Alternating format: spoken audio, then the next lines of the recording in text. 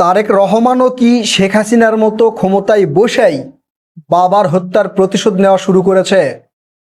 একটা ঘটনা ঘটার পরে কিছু নিরপেক্ষ মুখোশধারী সুশীল এই প্রশ্ন তোলা শুরু করেছে।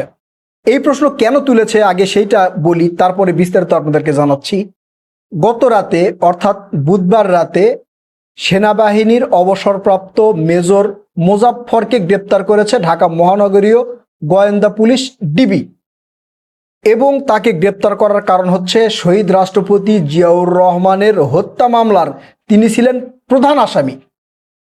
1981 সালে 30 মে চট্টগ্রাম সার্কিট হাউসে একদল সেনা সদস্য ঢুকে এলোপাথারি গুলি করে শহীদ রাষ্ট্রপতি জিয়াউর রহমানকে শহীদ করা হয়েছিল। এবং ওই ঘটনায় যেই ব্যক্তি গুলি চালিয়েছে তিনি ছিলেন এই যে মেজর অবসরপ্রাপ্ত মোজাফফর। এই মোজাফফর সাহেব শহীদ রাষ্ট্রপতি জিয়াউর রহমানকে লক্ষ্য করে গুলি চালানোর পরে শহীদ রাষ্ট্রপতি জিয়াউর রহমান যখন নিহত হন, তারপরে তিনি মেজর মঞ্জুর মানে ওই সময়কার 24 পদাতিক ব্যাটালিয়নের জিওসি ছিলেন মেজর জেনারেল মঞ্জুর। এই মঞ্জুরকে ফোন করেন এই মোজাফফর, তখন টেলিফোনে বলেন the president has been killed, অর্থাৎ প্রেসিডেন্টকে হত্যা করা হয়েছে। এরপরে এই বিষয় নিয়ে মামলা হয়। এখন এই মুজাফফরকে গ্রেপ্তার করার পরে অনেকেই দেখলাম কমেন্ট করতেছে যে কোনো মামলা নেই, তখন ওই সময় কোনো মামলা হয় নাই, এখন কিভাবে গ্রেপ্তার হয়।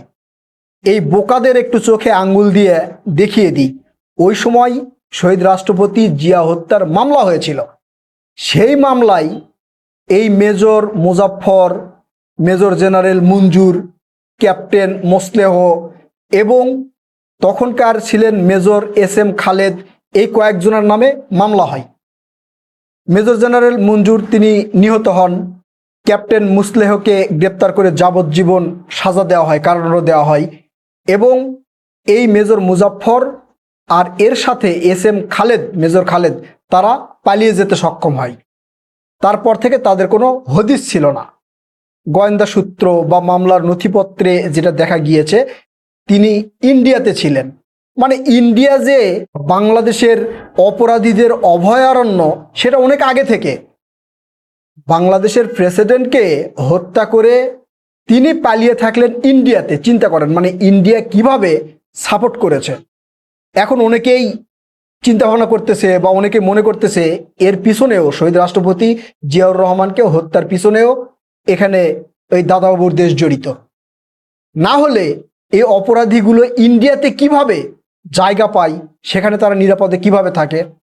এরপর এই যে মেজর মুজাফফরকে গ্রেপ্তার করা হয়েছে, সেই মেজর মুজাফফর ইন্ডিয়াতে 2 বছর ছিল একবারে আত্মগোপনে। তারপরে গোয়েন্দা সূত্র বলছে বিভিন্ন সময় তিনি বাংলাদেশে যাওয়া আসা করেছেন। ওই সময় বিভিন্ন ছদ্মনাম তিনি ব্যবহার করেছেন, তাকে শনাক্ত করা সম্ভব ছিল না। এখন যারা বলেছেন যে মামলা ছাড়া তাকে গ্রেপ্তার করা হয়েছে কেন, তাদেরকে বলি ওই সময় মামলা করা হয়েছিল